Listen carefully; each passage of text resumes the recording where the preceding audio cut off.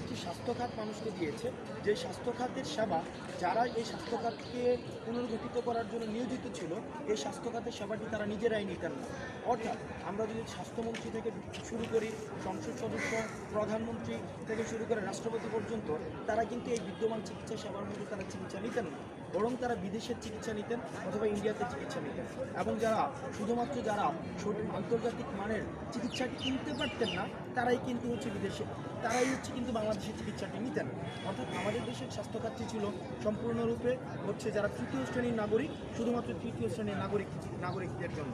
দ্বিতীয়ত, আমাদের যে শিক্ষা ব্যবস্থাটি রয়েছে, এই শিক্ষা ব্যবস্থাটিও এমন একটি কাঠামোর মধ্যে তৈরি করে দেওয়া হয়েছে যাতে করে শিক্ষার্থীরা কোনো ধরনের প্রশ্ন করার সুযোগ না পায়, তাদের জন্য মনস্তাত্ত্বিক বিন্যাসটি পুনর্গঠিত না হতে পারে, তাদের জন্য সৃজনশীল ক্ষমতা তৈরি করে না হতে পারে, তারা যেন রাষ্ট্রকে প্রশ্ন করার অধিকার হারায়, তাদের জন্য সেই সক্ষমতা না হতে পারে, সেই সুদূর প্রসারী